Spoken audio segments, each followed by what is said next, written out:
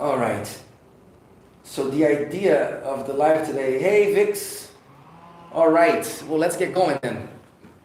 My idea, however, with Giant Steps is something different. I'm not just going to be soloing over it, but actually, my idea is to mix the classical style with the solo jazz guitar. And what I mean by that is this. I'm going to talk about improvising while holding the root. I did do this here in one of the lives a few weeks ago. I think it was over the tune Cherokee, and I was playing without any backing track, just holding the notes, the roots of the chords by myself. So I'm gonna be doing that today, and very slowly. So first, I would like to cover a short exercise which is going to suggest or show what today's live is mostly about. We're going to use the Giant Steps tune as a terrain to apply the actual subject of the lesson. The subject is to develop lines, improvised lines, while holding the root. So this is going to explore hand positions that are much like the classical guitar style, where you always have counterpoint, always have two notes going on, always.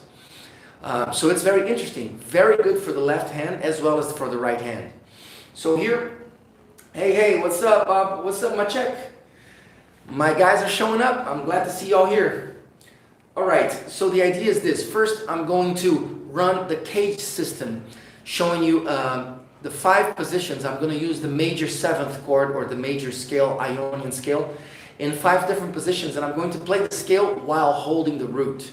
Let's start this with the first chord of the tune, which is B major. Okay? So let me approach the mic here to the guitar so that you guys can hear me nice and loud. All right. So can you hear me all right, nice and loud? Let me turn the volume up here so I get a nice hot signal. All right. So here's the idea, guys. Here's what I'm going to do. First, I'm going to get a B major chord before we actually dive into the tune. I'm going to get a major chord, and I'm going to do this. Play from the top string, play 3 notes, and go down the scale. Okay? And then maybe go back up. I'm going to play the first string here where I have the root. And as soon as I'm done with it, I'm going to go to the next note and play the root again.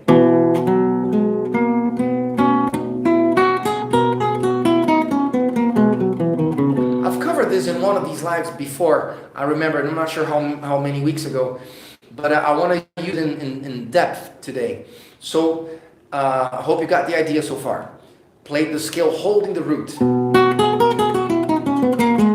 Maybe we should do a pattern, something very simple just to start with, something maybe like this.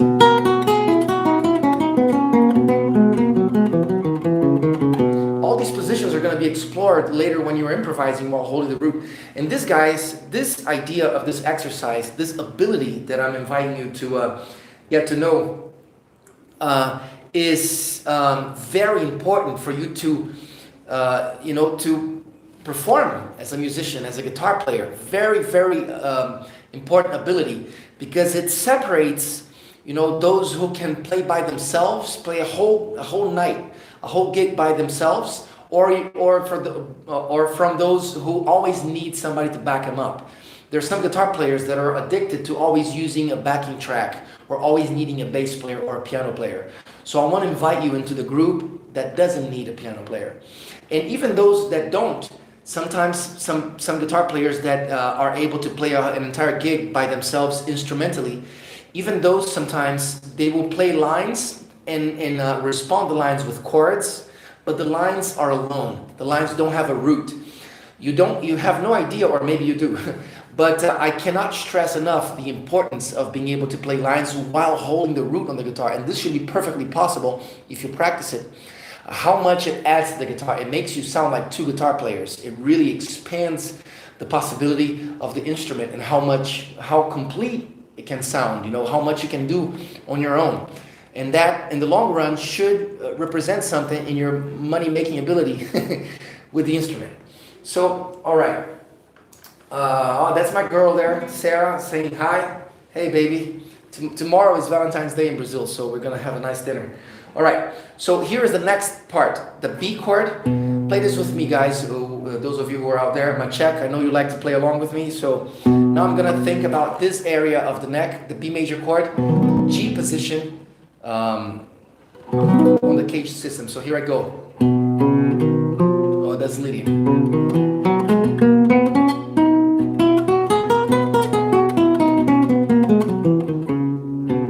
And now a pattern.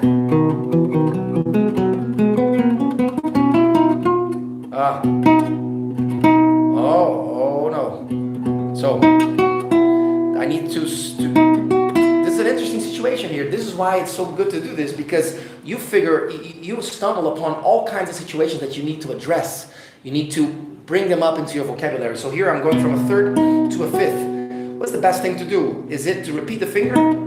Usually you don't want to do that, so maybe I'll refinger it to here and do this. And then.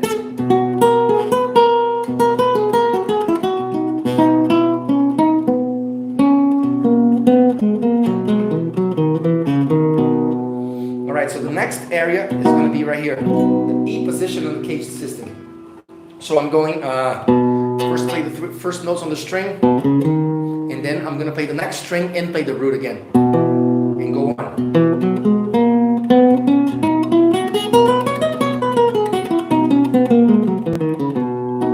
Now, the next area is going to be here. With this guy, I got this chord right here, and here goes the scale.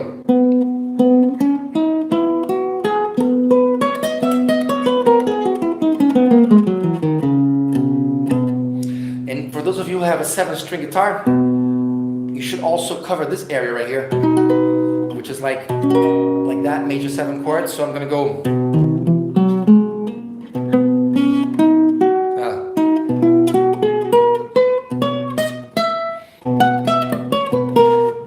This is a technique that I like to use a lot in this situation. It's something that I figured out actually practicing this, is the crossbar. This is a very interesting technique where you play 2 notes with the same finger, but they are in different frets.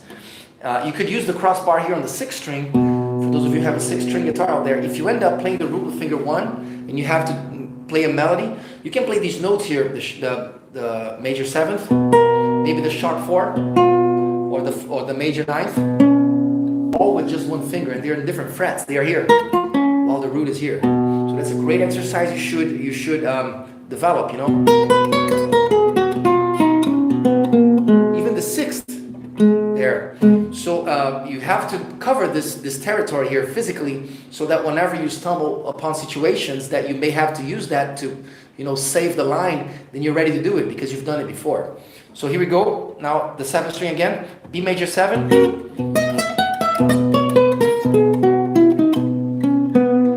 And then finally I got the C position cage system. So I'm gonna go.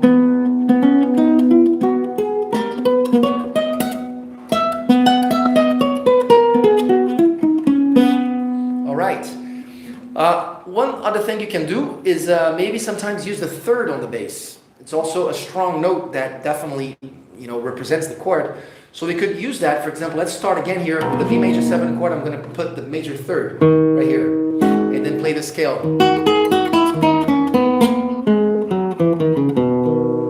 And now here.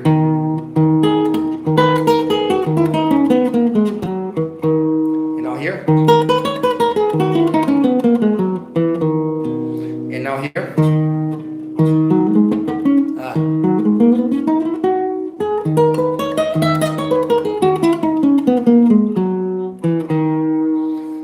Many times when I'm improvising by myself using that technique, if my line happens to fall on the tonic, then sometimes I'll choose the 3rd on the bass, so I don't have that octave.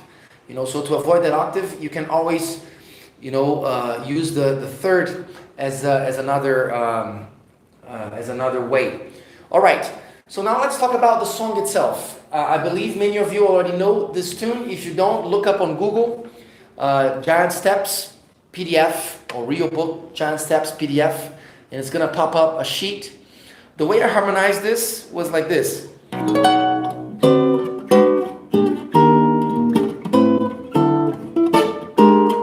could do.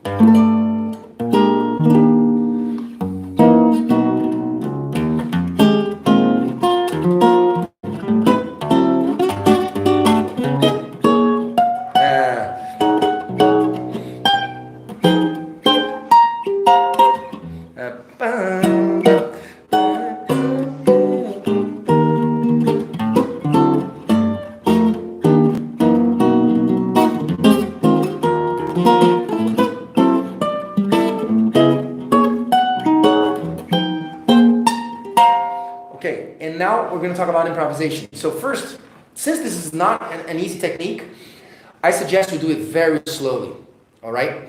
And there's no other way for me to do it than simply to do it. I'm just going to invite you here to also practice on your own if you want.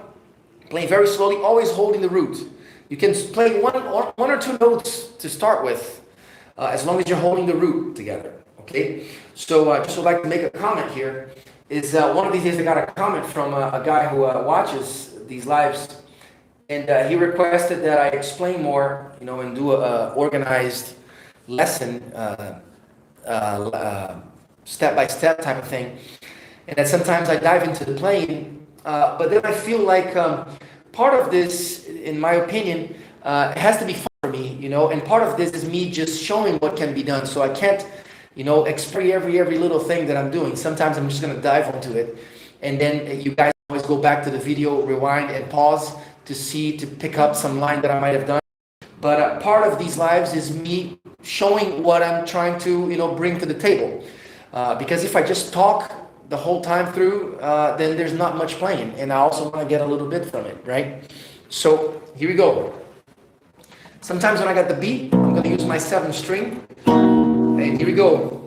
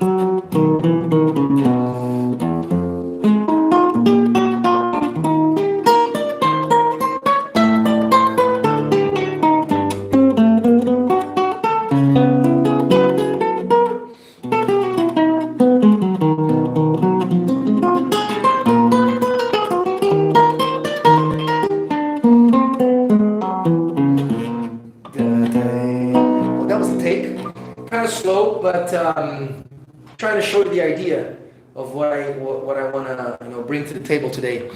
Then once you have sort of established the harmony a little bit and warm up your hand, what you can do is sometimes establish some rules so that these rules force you not to repeat yourself too much and discover other paths. For example, what is a little rule? I could decide to try to do lines that tend to go upward. And then once they reach high up on the neck, I can start going downwards. You know, that's just a little rule that I'm going to suggest to myself. So I'm forced to do paths that I might not have done. So here's what I'm going to do. Here it is.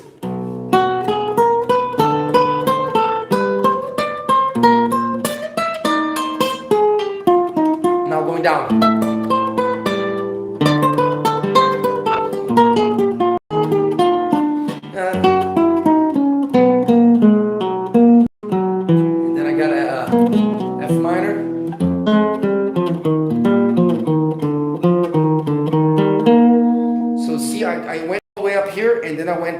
And I got now this low here, and then maybe do another rule.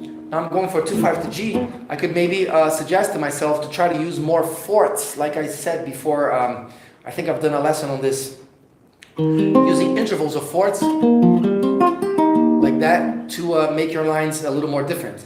So I'm on E flat, now the next chord will be A minor, 2, 5 to G. So I could go maybe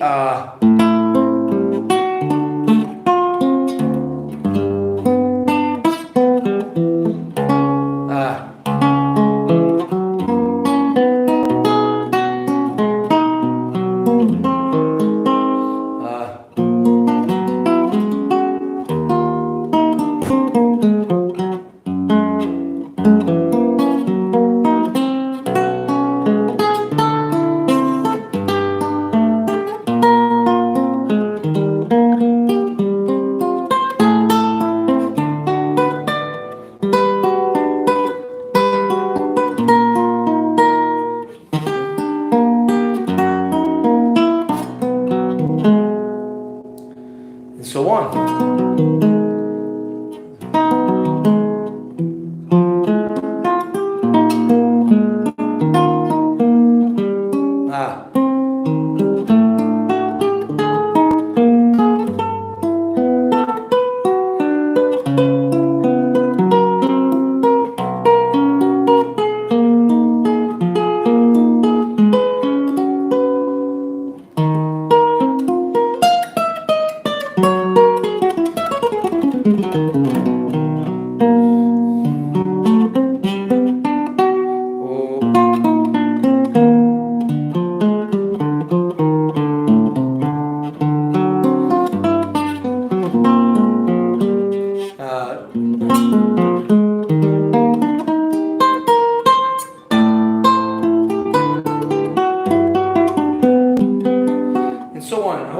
You guys alone there, but I'm just trying to show you the game here.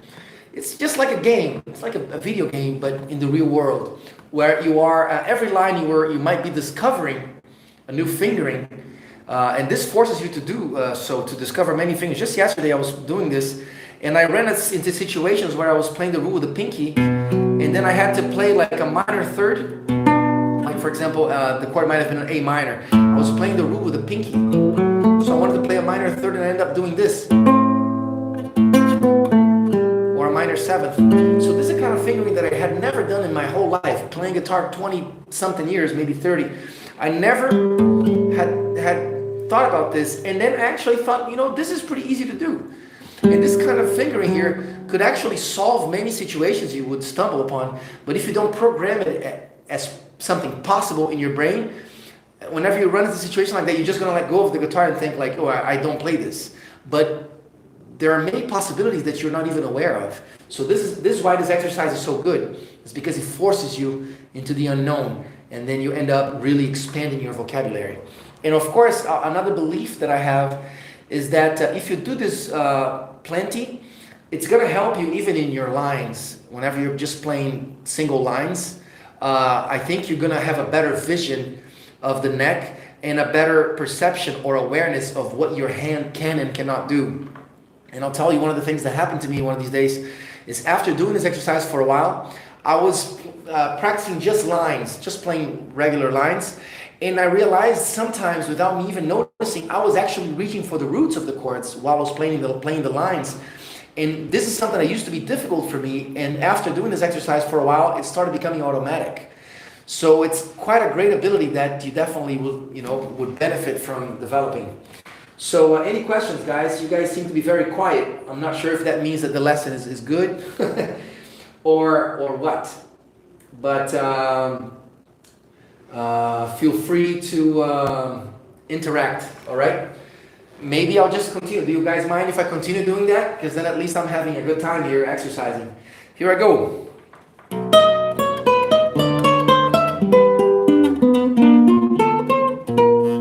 Whoa, that was again?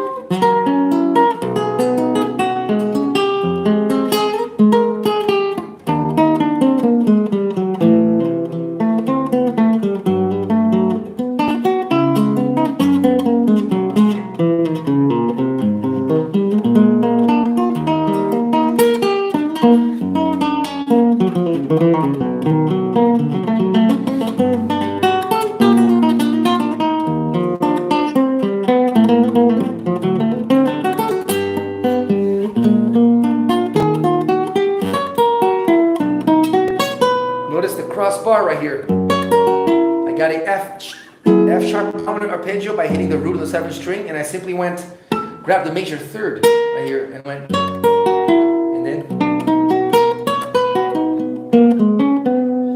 All right, very good. Sounds great too. All right, thank you, Bob. I appreciate your interaction. Definitely important to me here as I'm talking about myself for about half an hour. Sometimes I don't know if you guys just left the screen on and just went on to make some coffee, and I'm here just talking to no one. So I definitely express my appreciation for your interaction. Let me try to set up another rule here. It's something that just happened there. Every other chord, I'm going to try to play 16 notes. Maybe every 2 or 3 chords. Like I go ba ba da be da ga digi da ga digi da da da di da da da di da da da di da ga da ga da ga da ga da da da da. Just to challenge myself. So here I go.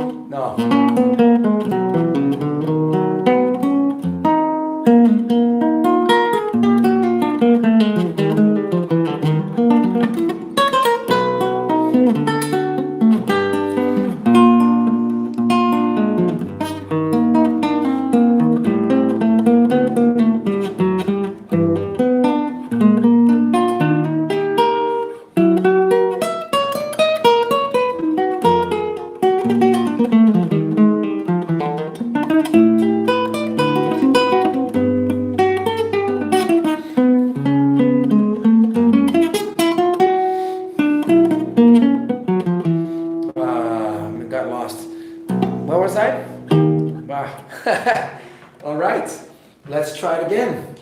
And while you're doing this, guys, while you're just attempting this, you have no idea how much you're getting better. Your brain is like really hot right then, making all these new connections and looking for these new paths because you're thinking hard, you know. And don't mind if sometimes you can't hold the tempo. That's a whole other kind of practice, you know, to be able to play at an up tempo and keep it perfectly in line with the metronome.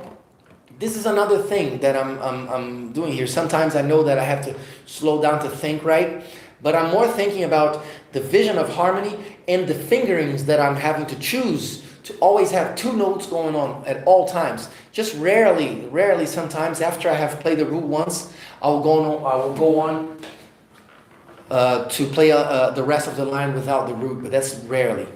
All right, so let's go. I see no questions. I'm gonna set myself up another rule now. How about this? Last week or a couple weeks ago, I was talking about the use of altered scale in fourths. So I could try to do a whole run here. It's gonna be very slow, but every time I encounter a dominant chord, I'm going to use the altered scale and in fourths. So, for example, I have this. So see, that's a D altered chord, and then I resolve to G. As I go to the B chord, I could do a.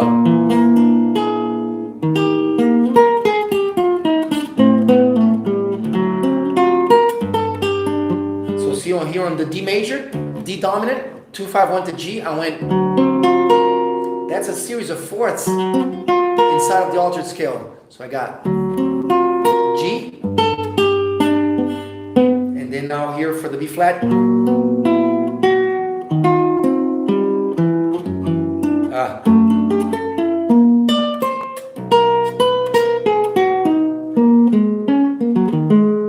So I got all that going on.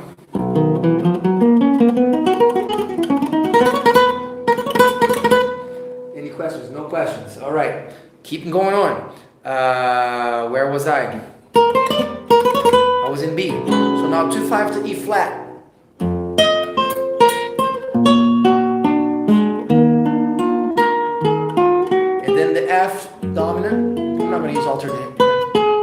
start again. B major, D, G, B flat dominant. That was kind of hard though. Maybe I should take that back. How about this now? I'm gonna go for another approach. And this is how is a good way to practice, is to be throwing yourself a bunch of different little set of rules that you have to obey each time, and they're going to make you think in a different way. Now this time I'm going to try to keep the tempo a little more. I'm going to try to keep it swinging, and sometimes I may have to abandon playing the root, and I'm just going to try to save the line, okay? So this is going to be a different approach. It's going to be a little more demanding on the three-finger technique, a little bit of hybridness going on there, and let's see what happens. Maybe about here. Here we go. Let's see what happens. New York. 1, 2, 2, 3, 4.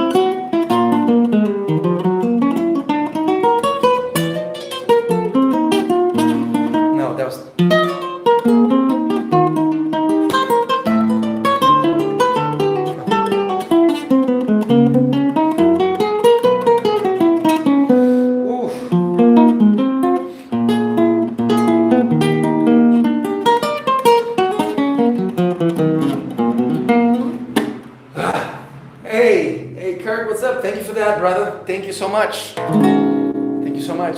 Actually, the reason why I'm doing this tune is because one of the brothers who was here last week, he asked for this tune. So I said, if you give me $5. But I guess the $5 came from somebody else. So again, all right, I appreciate that. This is awesome stuff. Thank you for sharing it with us. Yeah, Kurt, I see you just got in. Were you here before? Have you been here for the past few minutes? Do you know what I'm trying to do here? The idea that I announced in the beginning of the lesson was trying to use the Giant Steps tune as a terrain for improvisation, using the rule of trying to always hold the root, or as much as you can. So that's kind of a mix between jazz and classical guitar, because classical guitar is the style that counterpoint in two simultaneous notes. So, going on again, I'm going to take another dive into Giant Steps. 1, 2, 2, 3.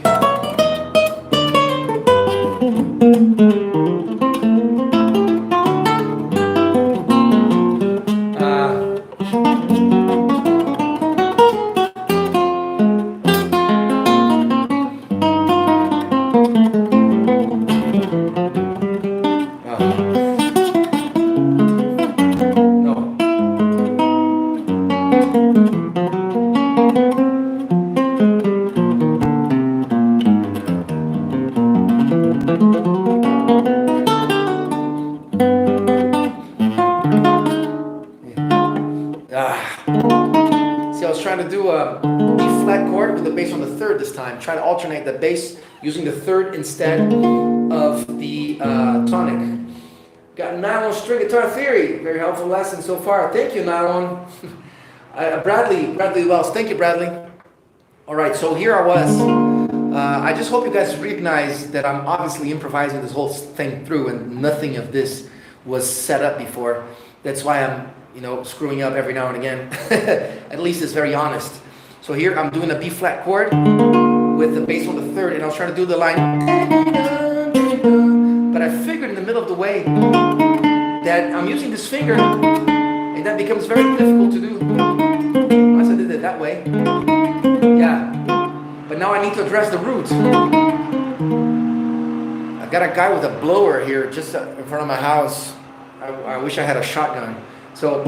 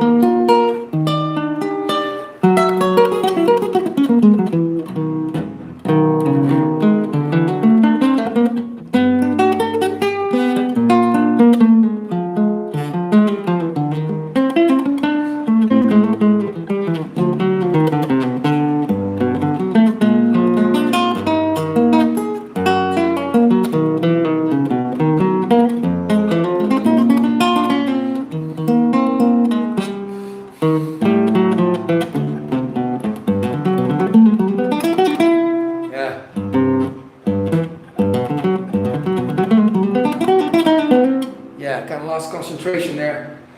Wow, this is such a workout, guys. You can bet after doing an exercise like this, you come out the other side a much better player. You can bet that. So maybe that's my invitation to you guys. The invitation here, the point is all about getting better, challenging your brain, forcing yourself to play things you never did before, and play in a style that's much more demanding and making this guitar sound more complete. The idea is to try to getting out of that rut, that most guitar players and most instrumentalists always run into, this plateau where you seem not to be getting any better. Sometimes people feel like they're repeating themselves. So I guess the idea here is to create paths by setting yourself rules, to create paths that force you to play different, play out of the box, expand your possibilities. All right? Questions, guys? Please throw me some questions. Here I go. Now a sequence. I'm going to start with a sequence here. I need a grenade as well. I can't stand whenever I have the whole week quiet, and then just when I set up for the live, these guys come work in front of my house with these damn blowers. So, all right. Here's a nice...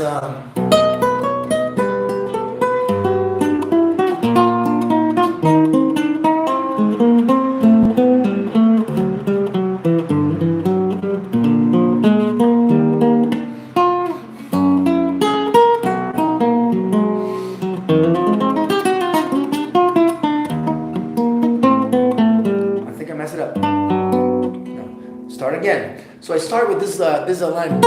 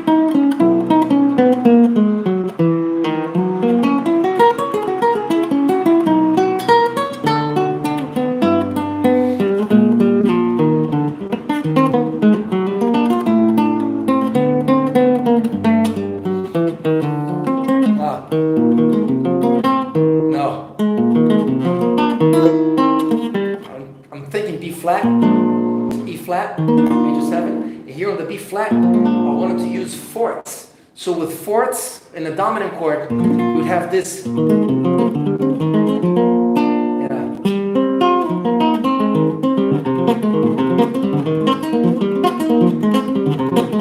So I was trying to do that, and then resolve to E flat. But sometimes you have to stop and address it, And that's the difference between, there's two kinds of playing, practicing and performing. And you should be accessing very different parts of your brain. If you are practicing like you're performing, then you're not getting anything done. Because when you're performing, and I got this from the book from Kenny Werner. If you guys don't know it, you should definitely check this out. This book changed my life. It's called Effortless Mastery. And this guy is like a philosopher in music. He's a Berkeley piano teacher. And he addresses this point of two different ways of practicing, two different ways of playing. The mindset of practicing and the mindset of performing.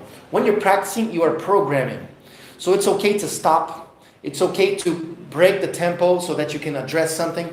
It's okay, obviously, to stop and repeat something because you are programming. You are trying to play what you never played before and trying to repeat that so that you insert it into your brain, you engrave it, you program it into your brain. And when you are performing, you should try to avoid to do things that are totally new. You should try to remain secure in doing the things that have been already programmed so that you stay safe and you can play with conviction. So now I'm practicing, I'm not performing for you. So that's why I took a break here and I decided this is a place that I made a mistake there. So instead of keeping going, this is not a performance. I'm going to stop and I'm going to check it out. What happened here that I didn't do right? So again, I got two beats on this chord. 1 and 2 and 1 and 2 and that's B flat dominant, 2 beats, 1 and 1 and 2 and then 1 and 2 and 2 beats on E flat major. So I'm gonna play a line.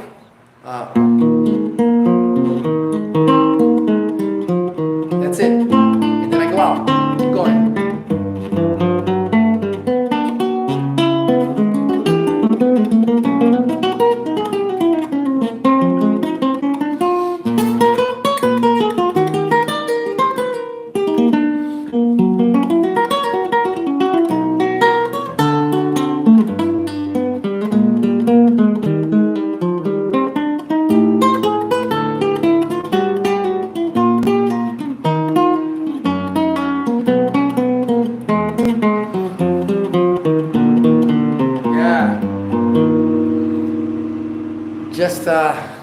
I'm mad at this guy here. Do you guys hear the blower? I hope you're not hearing as much as I am, but it's killing me. So at least there, I'm obligated to point out to you that I was able to ride a little wave there of a line, which was just ba bi da di do di da di do di do di do. That was what I aimed for. It came up to me as I was playing, and I was able to take it along with the harmony. It was something like this.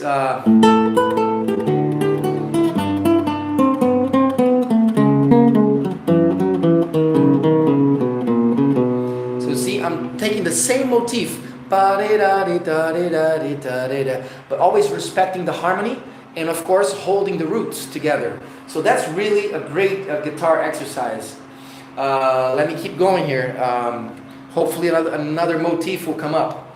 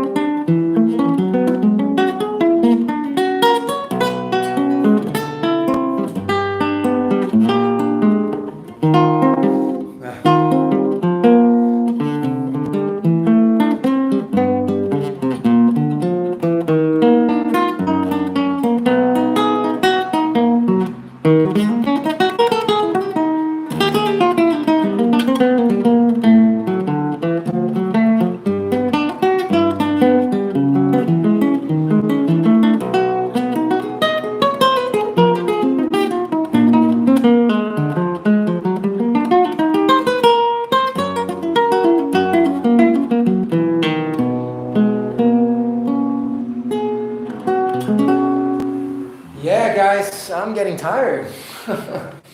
So what say you guys about this? Anything to add? Anything to ask? I feel you guys are rather quiet today, as I said before. Very, very little interaction. Does this seem useful at all to you? I can hear the blower when you're playing. Why do you think people view improvising over jazz as such an achievement?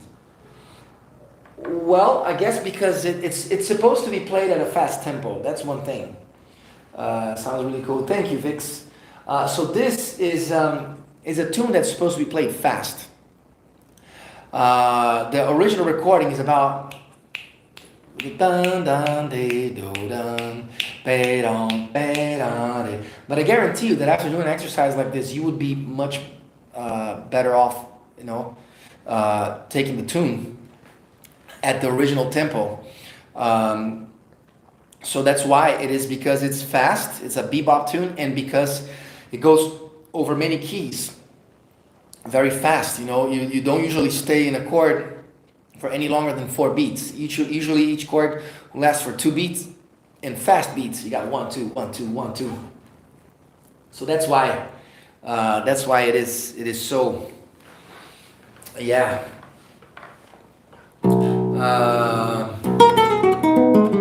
Another way to do this, you got now string theory.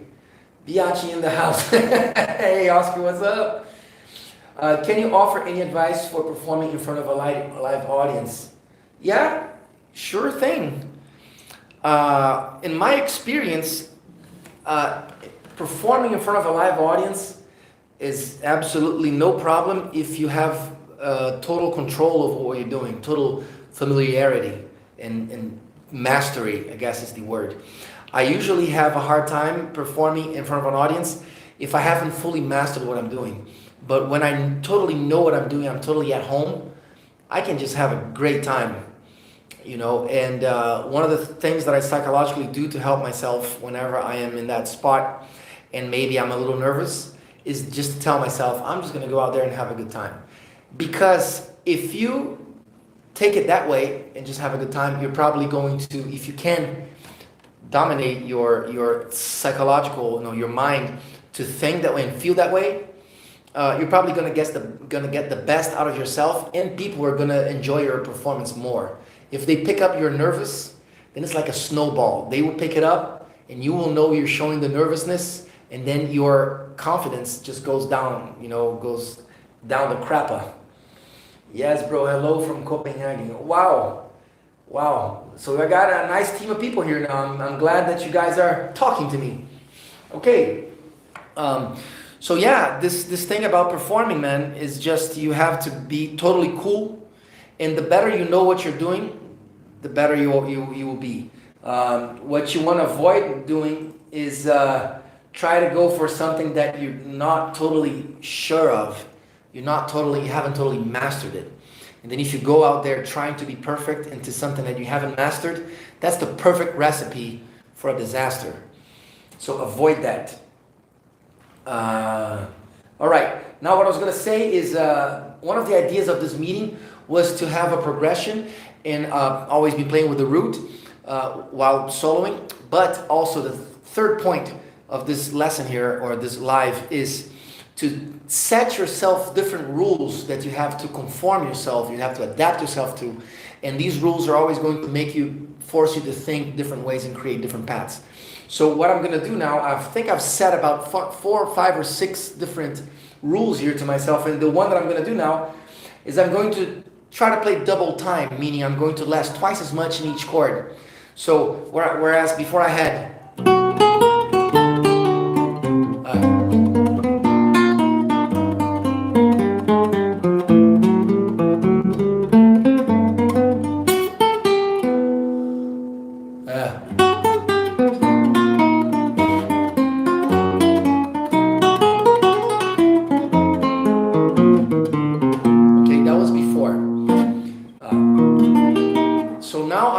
like this.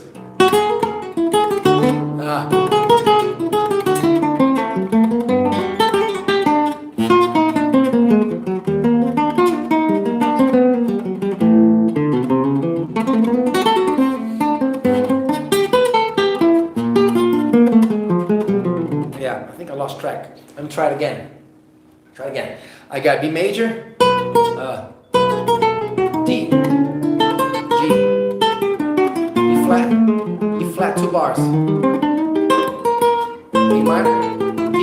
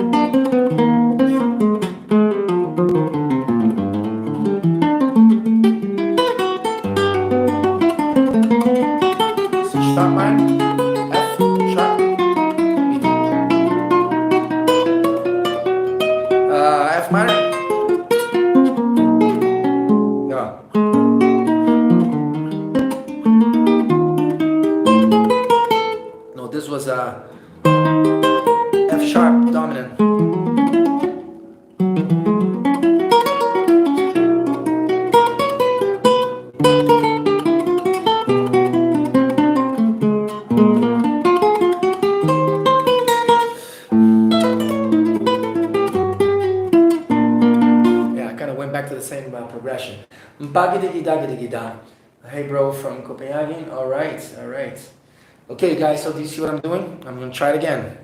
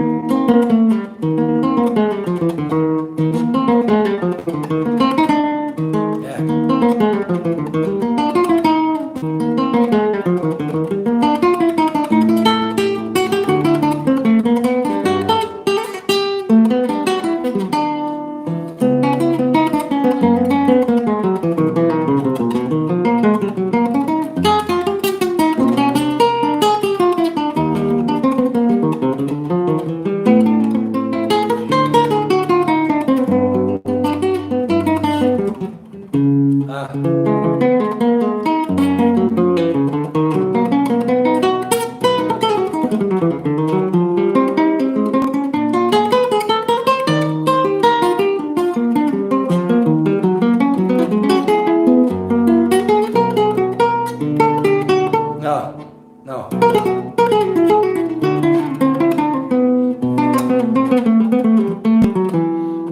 Yeah. Wow, you gotta take a breath. This is it, guys. This is the exercise of today, and I hope you guys are enjoying it. I feel like a lab rat. Please say something, guys. You guys may notice that little dollar button down there, which you can click and you can show your appreciation.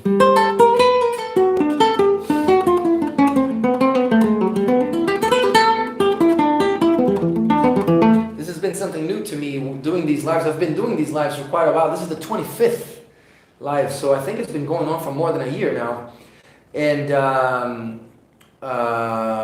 just recently I was able to unlock the super chat, which enables you guys to click on that. But what do you call that little sign? Because every time I want to talk about this, I don't know the name of that sign. The money sign, the support sign. What do you call that again? But anyways, you guys can always click on that button and you see what happens. All your desires will be fulfilled.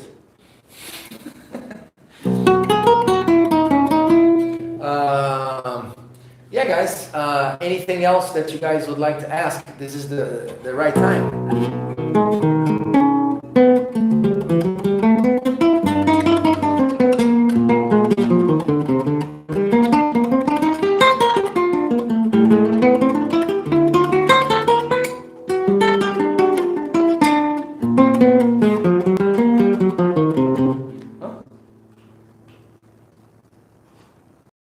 Hello? All right. Is the image good for you guys? Because I'm getting some dirt here on the screen. Well, I wish you guys were asking some more questions because that's all I had to bring today. I could keep doing this for hours.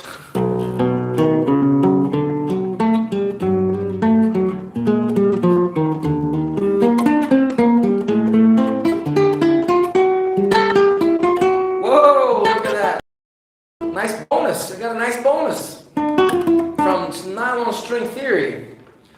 Bradley Wells. Thank you so much, Bradley. I really appreciate your support there. You have the right to ask anything you want about the guitar, of course.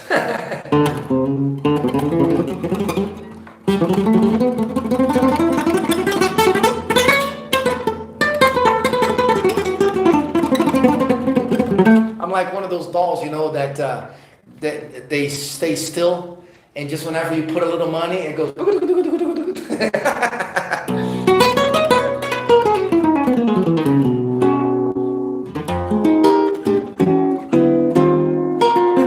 All right, so here's the last last take, guys. I'm gonna do the last take. Try to play a little swing this time, and take it home. 1, 2, to the.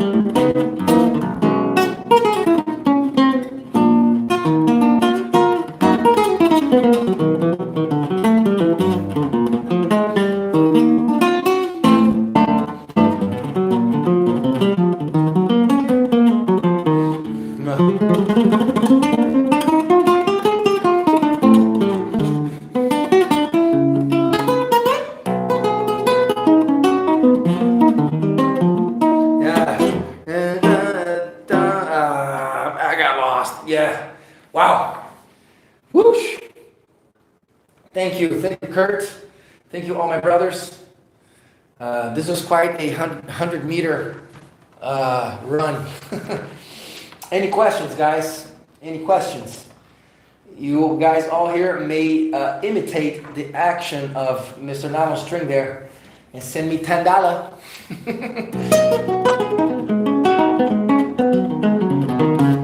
I could certainly try to do a better job if I didn't have to hold the roots down. But then, what was the name of that book you mentioned earlier?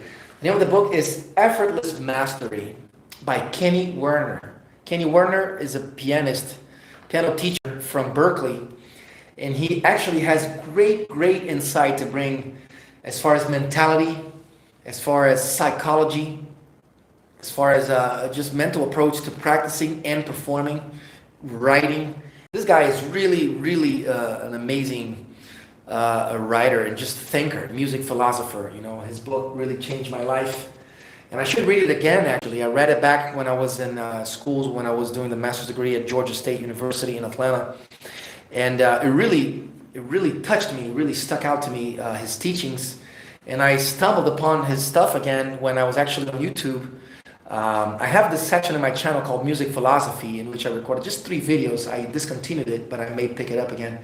And as I was looking for stuff to talk about in this section, Music Philosophy, in the channel, I ran upon his videos again. I ran into his videos, and I began watching them again. And it was really cool to see this guy improvising. He has this thing about programming and during practice, and then whenever you're playing, you just let go and just watch your hands do the job, because you're playing stuff that you have already played before. And it was cool to make this clear to me because before I used to think that, oh, if you're a jazz player, then whenever you're going to perform, the right thing to do is to play stuff you never played before. But that's not really true. You know, whenever you sound good, if you're going to play lines that sound, very strong in tempo and concise harmonically, unavoidably, it is stuff that you ran through before. So whenever I heard that from him, I was like, wow, this is quite something to assume, to admit that whenever you play jazz, you're really playing things that you've played before. But the larger your vocabulary is, the less you feel that way. Because when your vocabulary becomes a whole universe, then it kind of maybe feels like to you, maybe even to others, that you're playing new stuff. But truth be told, you have ran those paths before. And that's what you should do when you're practicing. Is trying to expand the routes, the paths, the melodic lines, expand your possibilities, and everything you run for the first time, you should run it again so that you program and you absorb that. And then whenever it's time to perform, you feel comfortable to pass through those lines. So that's the idea. Yeah, Leonard, you are the one who asked for giant steps. Have you been here the whole time? Because I decided to play giant steps today just because you asked for it last week, and I thought to myself, that may be a good idea to take on that tune and try to do something with it. So I'm gonna just do a little more playing on giant steps without the root now, and just see if you guys can follow where I might be. 1, 2, 3, 4.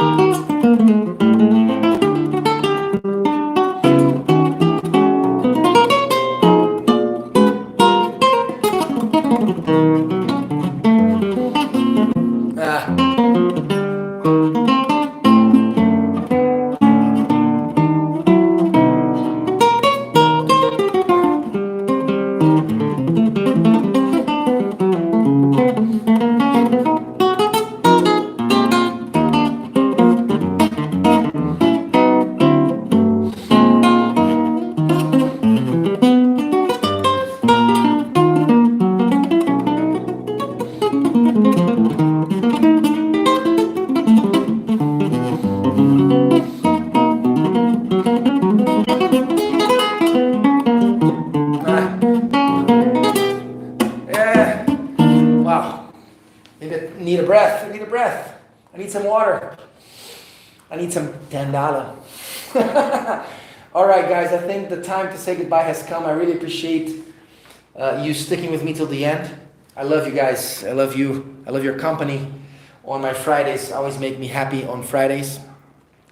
And stick with me every Friday here. I should be here. Anything else that anybody would like to say? Great playing. Thank you, Leonard. I didn't quite think so. I was kind of running after the ball here, tripping on myself sometimes. Like my old jazz professor from Georgia State used to say, stepping all over his dick. I used to crack up when this guy used to say this. Because whenever you try to play jazz, but the harmony's just running ahead of you and you can't quite catch it. Because this tune is just, it was born as an exercise, that they say. John Coltrane, thank you, Ryan.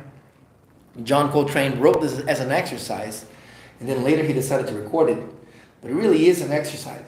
But I personally don't like to perform this to people because I think from the perspective of a listener, it is not so much appreciated because it's like a never-ending cycle, you know. It's hard to truly sound melodic and make a statement with a beginning, a middle, and an end. It's just this musician talk, you know. So I use it for an exercise, but never for a performance because it tends to be too intense for your regular listener. And that's something we could do a live on philosophy next week, maybe, without even the guitar. But addressing points like this, just that what I talked about, there are things that we play that are pleasurable to us, but we always need to, when we're choosing a repertoire or performing, put ourselves in the place of the listener and try to mediate between what you like to play and what maybe the listener might be enjoying. And I think you have to consider both things and try to find a place in the middle. And this giant step exercise here, I don't think it would be too cool of a thing to present on a gig to anybody, you know. I particularly don't like, even I myself being a musician, particularly don't like to go to a place where I hear somebody perform and it seems like they're just in that, you know, masturbation, just in their own world, just going exercising, you know, using the gig to exercise. I particularly don't like that attitude. I prefer, you know, slower tunes that tend to have an ending, a resolution, and maybe tunes that are more known to people.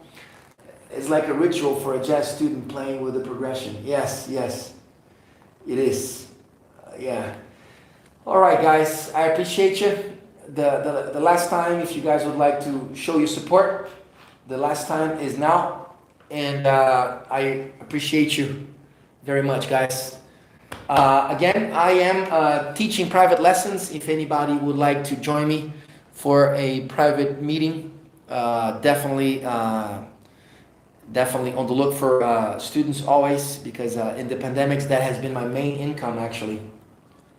So definitely enjoy working that way, and if any of you guys would like to do a meeting, just hit me up. And thank you so much, guys. I will be seeing you next week. Till next time, I definitely enjoyed, and I appreciate you from the bottom of my heart. Thank you.